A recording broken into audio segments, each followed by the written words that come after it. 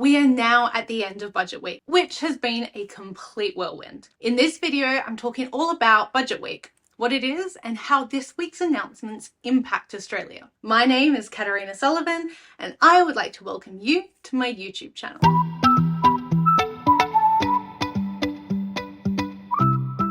Budget week really kicks off on Tuesday night when the Treasurer hands down the budget for next financial year in Parliament House. Budget night usually occurs on the second Tuesday of the month of May. It is then followed by a budget reply, this time from the opposition leader. This is a major platform for the government to announce all their fiscal policies, including policies geared towards society and the environment that come with a dollar figure. So think of it like an annual strategy presentation from the government to the people of Australia. This year's budget comes with the added side serving of potentially being the last budget before the next federal election. Or if not, it's still a pre-election budget, meaning that the government and the opposition are really setting the tone for the 2025 election through the budget and the budget reply. Before I get into an analysis of the budget, I just want to start with a little overall political analysis. If you've already read budget summaries and commentaries, you may have seen the terms, "what's in it for me?"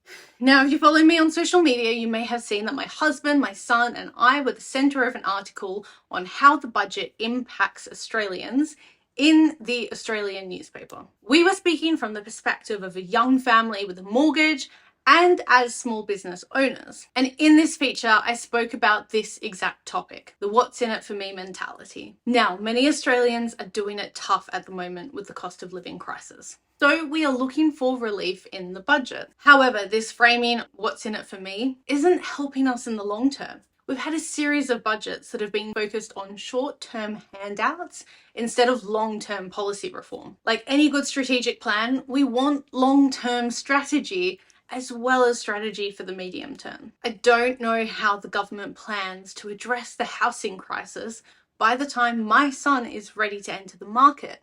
Yes, we need policies for right now, but how's it going to look in 20 years? I don't know how the government plans to address long-term education reform for our current education system to be on the forefront of developments in the sector, not feeling like they are under-resourced and on the back foot. The framing of winners and losers of the budget feels like we're pitting Australians against one another. If you're a sheep farmer, you're a loser. If you're a tradie, you're a winner. If you're a high income earner, you're a loser. If you're in aged care, you're a winner. But at the end of all of this, unless we have long-term policy reform, Australians are all losers. We're going to find ourselves battling a losing budget every single year. We're going to keep facing issues like housing insecurity, like electricity price surges, like mental health issues year in, year out. So my expert advice, bring back the politics of the 90s and early 2000s. We need visionary politicians like Keating and even Howard in his early years. But that's enough from me about all of this. If you want to hear more, you can tune into my blog or my podcast. The links for both are below in the description.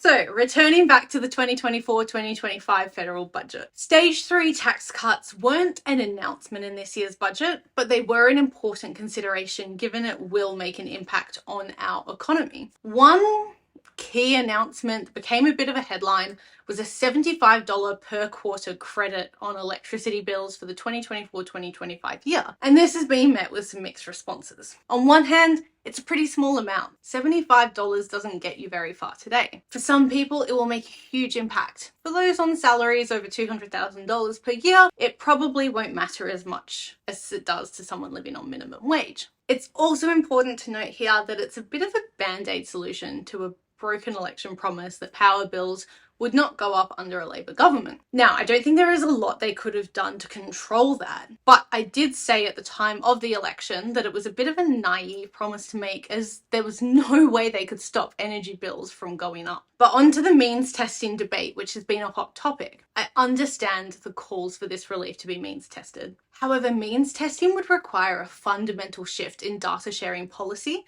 as this would mean the government needs to share income data with energy companies, which for many Australians, including me, don't want to happen. So means testing in that way is out of the question. That leads to whether or not an energy bill was the best way to provide relief Could it have been a stimulus Centrelink payment to job seekers and other people on pensions, or an offset in a tax return for working families? Let me know in the comments below how you think this could have been handled differently. On the energy relief, the government also announced that 1 million small businesses will receive a $325 annual rebate. To be eligible, these small businesses must meet the state and territory definition of a small customer when it comes to electricity. This is determined by their annual electricity consumption threshold. Again, many small businesses have said this isn't the kind of support they need right now in their business. There were other announcements around housing, including $1 billion towards crisis and transitional accommodation for women and children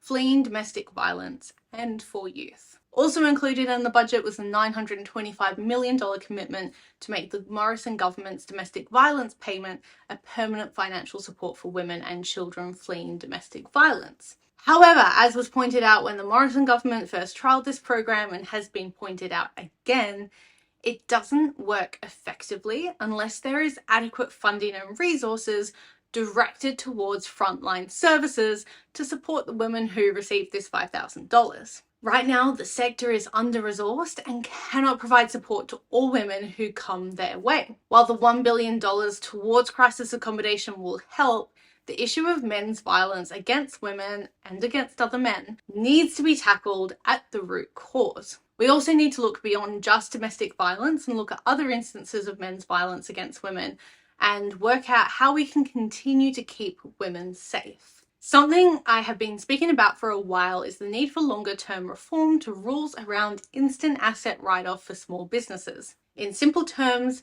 instant asset write-off is a way for small businesses to grow their business faster by keeping more money in their pocket. Instant asset write-off rules only apply to businesses turning over $10 million or less each year. The budget announced another year's extension to instant asset write-off for amounts up to $20,000. It is important to note here that last year's extension still has not been legislated. To support small businesses, which in turn supports the Australian economy, longer-term reform to instant asset write-off needs to be addressed. The current permanently legislated amount is $1,000. Initially introduced in 2011, the scheme is in need of reform as $1,000 doesn't get you very far today. In Dutton's budget reply, he announced that if elected, a Liberal government would permanently legislate an increase of instant asset write-off eligibility to $30,000. Another topic I've been speaking about for a long time is the need for superannuation to be paid on parental leave. This is such a glaring issue when it comes to women's financial security,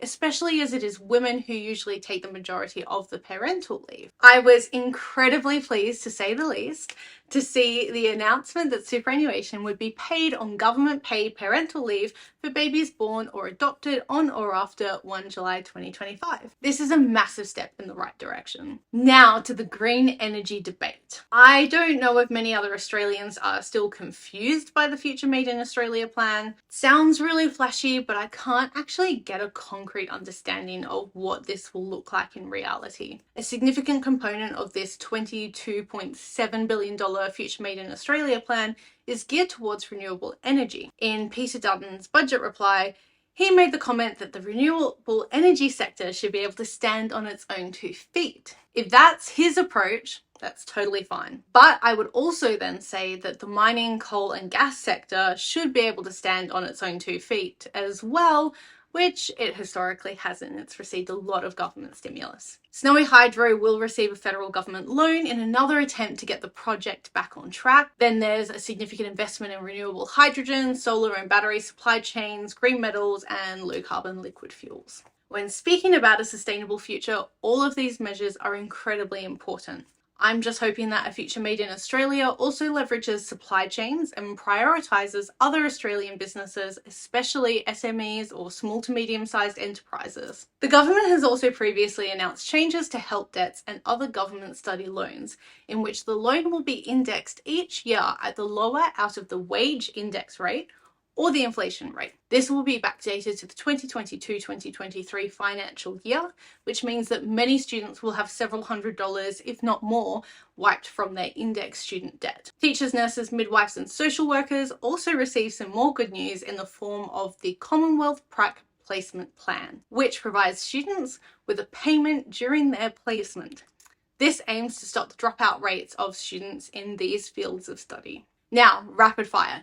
Further announcements in the budget included further investment into aged care, including home care packages, an extra $5.7 billion on defence, an additional $1.9 billion on rental assistance, $8.5 billion into healthcare, including an additional 29 urgent care clinics, the freezing of the cost of PBS-listed medications for a year. Job seekers who are unable to work for more than 14 hours per week will have their payment raised to the higher payment rate. Overall, the budget delivers a surplus, which is good news this year, but we will see deficits from here on out. As a country, in the amount of debt we are in compared to our GDP, any further debt we find ourselves in must eventually have some kind of income or wealth generation for the economy. Otherwise, we will find ourselves going down a path of further economic insecurity as a nation. Like I said, this was very much a pre-election budget, as was Dutton's budget reply. At the moment, both major parties are looking to see how they can win the most votes. Last weekend, my father messaged me to say, on record, he believes Labour will be calling an early election. His thoughts were published in the paper on Monday. And now political commentators are coming out to say they also believe we will be heading into an early election. My father is very adamant, he wants it on record, that he was the first person to say this. But only time will tell if my father and the band of political commentators he has now inspired are correct. What were your thoughts on this year's budget? Do you think it was what Australia needed? Share your thoughts in the comments below. And remember, stay tuned in case there is an election called earlier than we expected. See you next time.